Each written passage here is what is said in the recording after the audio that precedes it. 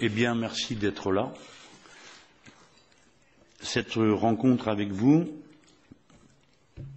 se situe dans le cadre de la préparation de la conférence internationaliste sur le plan B, dont le principe a été lancé à partir de la Fête de l'Humanité en France, sur la base d'une tribune rédigée en commun entre Oscar Lafontaine, Yanis Varoufakis, Stefano Fassina, Zoé Constantinopoulou, qui se donnait pour objectif de répondre à la situation que nous avions connue au lendemain des négociations entre la Grèce et les pays de l'Eurogroupe, où la Grèce a dû subir le chantage, ou bien vous restez dans l'euro aux conditions qui sont fixées par la Troïka, ou bien vous partez. Notre intention était de montrer qu'un autre chemin est possible.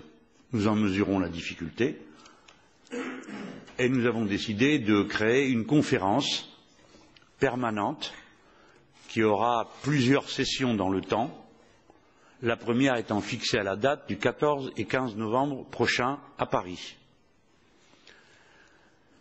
Cette conférence permanente regroupera des élus politiques, des personnalités du monde du mouvement social, syndicalistes, des intellectuels, des économistes, et son but sera de présenter les alternatives qui peuvent exister par rapport à ce tableau simpliste en noir et blanc, ou bien vous faites ce que dit Madame Merkel, ou bien allez mourir plus loin.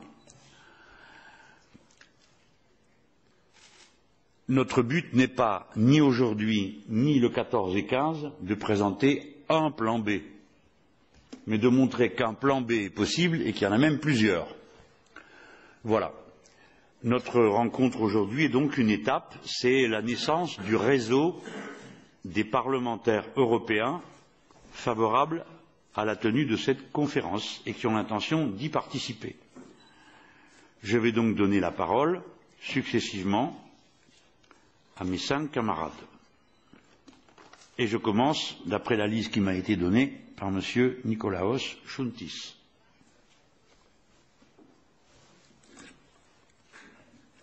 Ευχαριστώ πολύ. Θέλω να ευχαριστήσω τους εκπροσώπους του τύπου που παρευρίσκονται σε αυτή τη... Merci. Merci. Je voudrais à mon tour remercier les représentants de la presse qui sont ici présents, ainsi que saluer mes compatriotes grecs. C'est une présence qui se justifie parce que, comme vous l'avez dit, chers collègues, il s'agit d'évoquer les questions qui dérivent de cette initiative.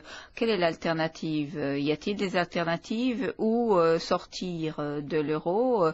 Et si on ne veut pas sortir de l'euro, on est obligé d'accepter ces décisions qui sont des décisions draconiennes. Je dois dire que, en tant que député européen, je participe à cette initiative, entre autres également au titre de représentant de mon parti. Et je dois dire qu'après cette première expérience, 7-8 mois du premier gouvernement Syriza, dont nous avons été membres, nous passons maintenant à cette action populaire. Et je dois dire que le résultat est le suivant. La seule solution que nous ayons encore en Europe, c'est le plan Merkel, c'est-à-dire la politique d'austérité avec une rigidité très marquée. Et aujourd'hui, nous avons entendu Hollande et Merkel, nous avons entendu leur vision de l'Europe. Et il s'agit donc de la poursuite de la même politique en ce qui concerne l'unification de l'Europe et la sortie de la crise économique, sortie de la crise en Grèce, et tout ça désormais a pris une forme tragique pour le peuple grec avec des retombées sur la zone euro. Et de quoi s'agit-il?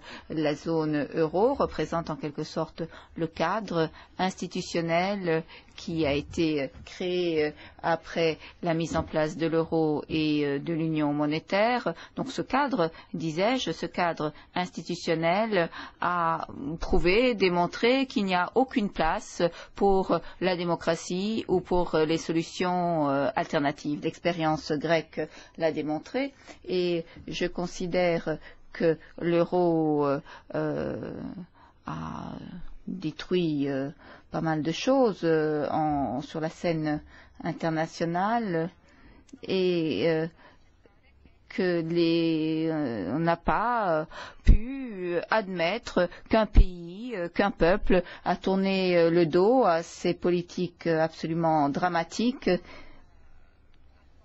Et on a demandé au peuple grec de dire non au protocole d'accord, de dire non aux conséquences de celle-ci.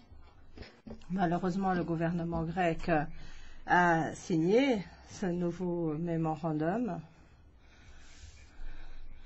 et c'est malheureux pour la Grèce. Mais nous battons quand même pour changer tout cela. Mais ça ne veut pas dire que jusqu'à ce qu'on arrive à le changer, on doit accepter comme seule issue cette politique. Donc nous devons faire une proposition alternative, nous devons nous battre et c'est pour cela qu'il y a cette proposition-ci et d'autres alternatives que nous proposons. Le cadre qui a été mis en place par l'Union européenne, par l'Eurogroupe, le rôle de la BCE qui va au-delà de ce que les traités lui permettent, ils ne sont pas soumis aux traités, ils ne sont pas soumis au contrôle politique, tout ce qu'ils font c'est simplement servir les intérêts de l'oligarchie. Donc, ils agissent pour la Grèce comme s'ils voulaient exécuter la Grèce, comme un bourreau plein de sang-froid. Il n'y a pas de solution alternative, il n'y a pas de volonté alternative, il n'y a pas de marge pour s'opposer à ces projets, à ces plans, mais ce n'est pas uniquement la Grèce qui est la victime de la BCE, de l'Eurogroupe, etc.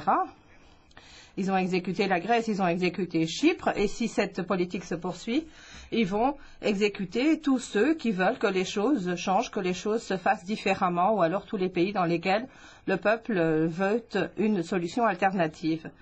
Donc, chacun, à cause de son expérience,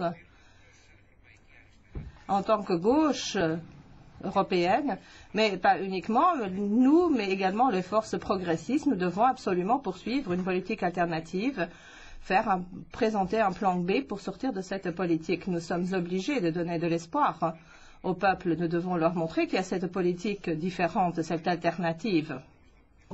Nous participerons bien entendu à tout ce processus avec notre expérience, avec ce plan B que nous présentons, en sachant et en montrant qu'il y a une possibilité, qu'il y a un espoir, qu'il peut y avoir une alternative, c'est-à-dire mettre en œuvre un programme progressiste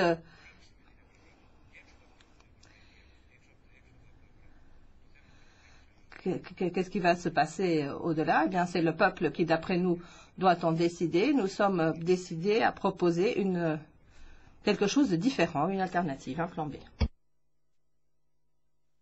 Merci, Nicolas. À présent, Marina Albiol, d'Izquierda Unida, Espagne. Gracias. Bueno. Merci. Au vu de la situation vécue par le peuple européen qui est épuisé par ces politiques d'austérité mises en place par des institutions populaire au service du grand capital et des puissants, nous pensons que la gauche doit présenter une alternative. Et après les événements en Grèce, la pire des choses pour la gauche européenne, ce serait de ne pas nous préparer à l'avenir, d'oublier cette expérience. Je pense que nous avons beaucoup à apprendre de la lutte du peuple grec, de la gauche européenne, mais beaucoup de leçons à tirer des échecs pour pouvoir réagir, avoir un plan commun pour faire face à cette situation. Je pense qu'il n'y a pas d'avenir pour la majorité sans changement des règles du jeu en Europe, des règles du jeu qui ont été créées par une élite et qui se retournent toujours contre les mêmes personnes, contre la majorité de la population qui se voit imposer des politiques de réduction des droits du travail, des réductions aux droits sociaux, réduction des services publics, privatisation des services publics. Et donc nous considérons qu'il n'y a pas d'alternative compte tenu de leurs règles, de leurs traités, de leurs frontières qui obligent des milliers de personnes à mourir en Méditerranée, pas avec cet axe central anti-européen, pas d'alternative avec une devise qui répond aux intérêts de la banque privée et pas d'alternative avec un traité tel que celui du TTIP avec les États-Unis ou le CETA ou le TISA, c'est-à-dire des traités qui veulent instaurer la dictature des multinationales. Mais comme le dit notre manifeste, et je pense que c'est un point très important, nous ne pouvons pas non plus évoluer en étant totalement isolés. Nous avons une position internationaliste et donc nous ne voulons pas avoir comme solution la solution de nous renfermer dans nos frontières nationales, mais nous avons un choix, une alternative que nous devons construire dans le cadre de l'Europe.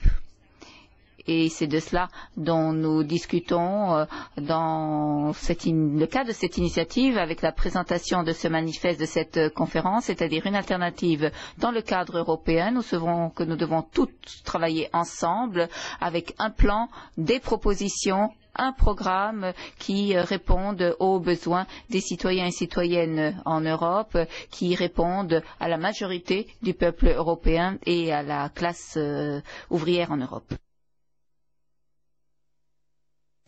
Merci Marina. Sabine Lösing, Die Linke, Allemagne. Ja, vielen Dank. Merci. Pour beaucoup d'entre nous de la gauche en Europe, le contrat du 13 juillet, qui a été considéré comme un coup d'État, a été véritablement un choc pour nous. C'était prévisible, mais ce qui s'est produit ensuite nous a choqués tous.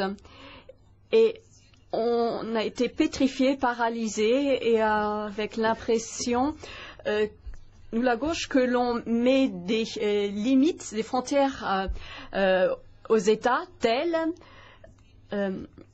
qu'on se demande si on peut avoir une influence sur les développements en Europe. Et on a eu véritablement un sentiment d'impuissance. Et nous nous sommes posé les questions, nous continuons de nous demander comment il est possible que dans une démocratie telle que celle de la Grèce, élue démocratiquement, on lui retire le plancher sous les pieds. Eh bien, cela ne pouvait se passer que parce que l'oligarchie européenne avait un plan. Son plan, un plan B, de sortir la Grèce de la zone euro en réduisant à néant son système bancaire et son économie. Face à cela, que pouvons-nous faire? Nous devons réfléchir à notre propre plan B. Est-ce que ce plan peut rester entre les mains des plus puissants pour réprimer les plus faibles? Alors, quel développement y aura-t-il? Car face à la faiblesse de nos syndicats, il faut faire preuve de réalisme. Pour l'instant, nous ne pouvons pas obtenir un changement du niveau des salaires, tout ce qui pourrait changer un rapport dans les balances commerciales, tout ce qui pourrait contribuer à résoudre les problèmes. Donc lorsque l'on parle d'austérité, quiconque parle d'austérité et quiconque est contre l'austérité ne peut pas s'arrêter à la question de l'euro. Il faut débattre au-delà. Et il est triste de constater que l'euro soit sacralisé même dans bon nombre de cercles de gauche, que l'on n'en discute même pas. Et à chaque fois qu'on essaye d'en débattre, eh bien c'est le coup de massue, c'est l'argument que l'on nous sert à chaque fois que l'on veut se retrancher dans les nationalismes du XIXe siècle. C'est tout à fait inique. La gauche est une force progressiste à vocation internationale, internationaliste. Et c'est pour cette raison que nous voulons mettre sur rail un nouvel internationalisme qui ne se laisse pas oppresser par cette classe dirigeante. Une monnaie, ce n'est pas simplement de l'argent, ce n'est pas simplement des billets dont on sert pour payer quelque chose. Non, une monnaie, c'est un contrat social. Et également quelque chose qui est un équilibre entre les forces. Or, l'euro est construit pour servir le capital. Ce que nous pouvons faire, ce qui est urgent, c'est de lancer un processus de débat, de dialogue ouvert, tout horizon. Il y a des contradictions qui seront apportées. Il y a beaucoup de contradictions lorsque l'on parle de l'euro, mais la situation est contradictoire car l'euro apporte des avantages. Une monnaie unique au sein de l'Union européenne, c'est un avantage, bien qu'il y ait également des désavantages. Donc il faut savoir si ces avantages l'emportent sur les inconvénients. Et il ne faut pas toujours avoir une posture unidimensionnelle. Nous sortons de l'euro, le Grexit, etc. On doit débattre de la possibilité d'avoir différents modèles et quels peuvent être ces modèles. Donc pour résumer, c'est le but de cette initiative de chercher de nouvelles voies, d'en débattre. Ce débat se prolongera. Il y a beaucoup d'éminents scientifiques qui ont des idées, qui ont des pistes.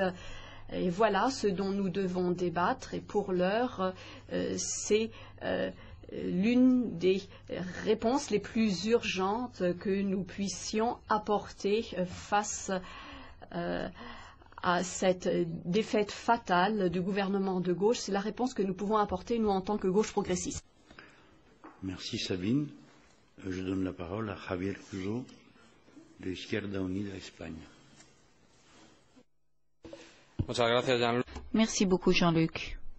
Et merci aux camarades de la presse. Je vais être très bref parce que la majorité de ceux qui m'ont précédé et puis Miroslav doit encore prendre la parole ont dit et vont dire pour ainsi dire tout et pour vous permettre de poser des questions, je pense qu'il faut essayer d'être bref dans mon intervention. Il est important de rappeler qu'il s'agit ici d'un appel que nous lançons inclusif, c'est-à-dire que nous cherchons des acteurs de différents horizons pour réfléchir ensemble.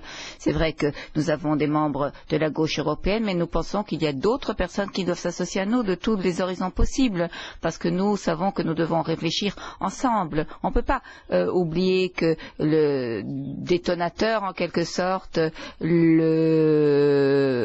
la goutte qui a fait déborder le vase, c'est le traitement de la Grèce. Cette Europe, ce plan A, cette Europe de l'inégalité, et il y a ce plan B qui n'a pas seulement commencé avec le traitement subi par la Grèce, mais qui a commencé très tôt avec cet état d'exception. Le capital financier qui sont et le pouvoir européen est au service de ceux-ci, ont suspendu le cadre constitutionnel. On l'a vu en Espagne après un appel de la Banque centrale au mois d'août, sans consulter les citoyens de mon pays. On a changé l'article 135 de la Constitution espagnole pour que, au-delà de tous les aspects, la santé ou autres, on a mis en avant le paiement des intérêts de la dette, paiement de l'intérêt de la dette qui a représenté 38 milliards d'euros pour l'année dernière, rien que pour l'Espagne. Autre plan B, c'est la menace de la Banque centrale européenne contre un pays qu'on devrait sauver si on veut véritablement parler d'Union européenne. Alors nous avons, nous, un plan A que nous avons présenté en détail dans notre programme électoral et dans le cadre du travail que nous faisons au Parlement européen, parce que nous voulons d'une véritable Europe solidaire qui soit une véritable fédération, mais nous devons également réfléchir aux besoins d'un plan B, d'alternatives si il n'y a pas de changement dans l'état des choses. Donc nous devons réfléchir et surtout combattre ce vieux slogan thatchérien néolibéral, pas d'alternative. Il existe une alternative, nous allons y réfléchir, nous allons nous réunir lors de ce sommet à Berlin, nous espérons que ce sera le premier de nombreux congrès, nous allons réfléchir et pour conclure, pour bien comprendre le fait que cette réflexion est véritablement une réflexion qui concerne la gauche espagnole, je voudrais parler de Guetta qui en 96 disait déjà que la monnaie unique, Maastricht, c'est la fin de la démocratie. D'après Maastricht, cette monnaie unique, c'est l'imposition des puissants par le mécanisme du marché libre et de l'indépendance des pouvoirs centraux de la Banque centrale, alors que c'est la Banque centrale européenne. Lorsque celle-ci sera constituée, elle prendra des décisions et les politiciens ne pourront plus prendre de décisions, c'est-à-dire que les élus du peuple, pour pouvoir prendre des décisions conformément à leur programme, ne pourront plus prendre de décisions parce que les décisions seront prises par ceux qui contrôlent la Banque centrale européenne, des gens qui n'ont été élus par aucun peuple européen. La monnaie unique, d'après Maastricht, c'est avoir comme seul objectif des adaptations comptables macroéconomiques en mettant en second plan les droits sociaux et les droits qui sont repris dans notre Constitution et dans la Déclaration universelle des droits de l'homme. Il y a 29 ans. Ça date de 29 ans. Merci. J'en profite pour vous dire toute mon admiration parce que vous tenez pile dans les épures prévues. Eh bien, à présent, c'est Miroslav Randov, de la République tchèque, qui a la parole. Thank you, Jean-Luc. Merci, Jean-Luc. Aujourd'hui, on a entendu Angela Merkel et François Hollande. Je dois dire que c'était une déception pour moi. Et quand on nous dit que l'Union européenne est un espace de liberté, au pluriel,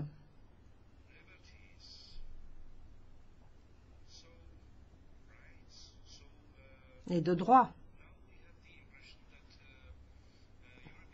on a l'impression que l'Union européenne s'est transformée en camisole de force et en menace pour les peuples et les nations européennes. Ils n'ont pas parlé de citoyens. Ils n'ont pas parlé de citoyens de différents États membres. Ils n'ont pas parlé d'une Europe construite depuis la base. Pour eux, tout ce qui compte, c'est le concept de l'Europe des bureaucrates et des monopoles. Donc il est grand temps de parler de nouvelles alternatives, de parler de nouvelles possibilités.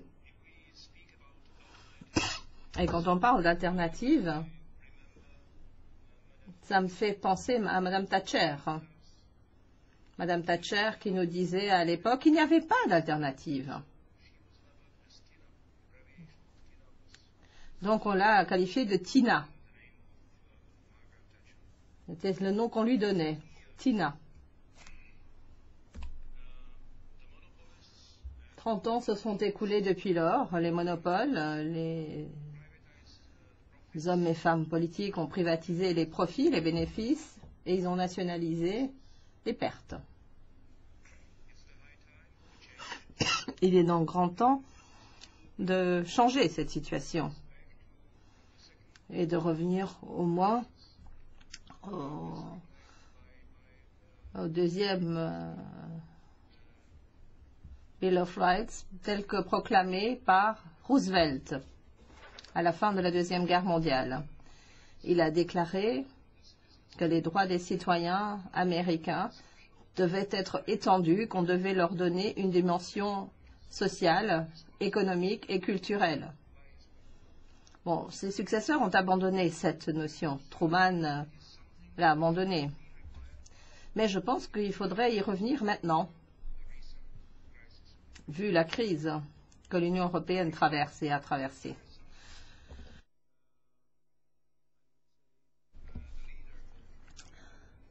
Larry Summers, le conseiller économique en chef d'Obama, nous a dit que les pays occidentaux, les pays avancés, n'avaient plus de potentiel de croissance, que la seule possibilité pour améliorer la croissance et pour engendrer de la croissance, c'était de créer des bulles artificielles, des bulles, comme des bulles financières.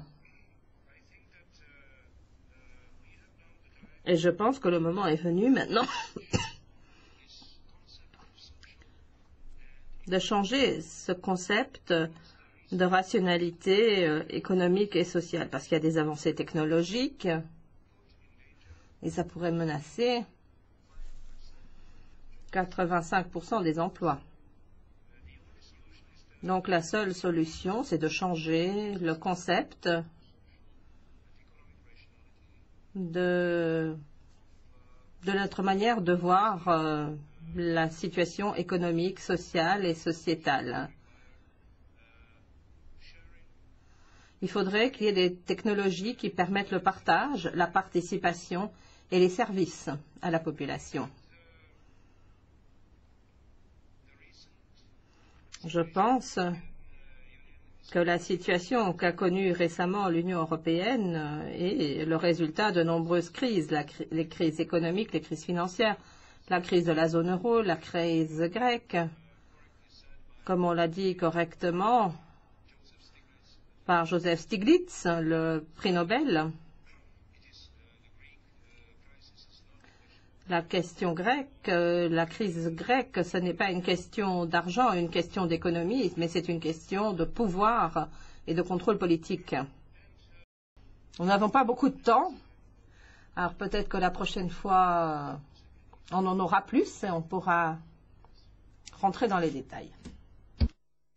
Merci, Miroslav, avec les excuses habituelles du président qui est obligé de faire respecter les délais.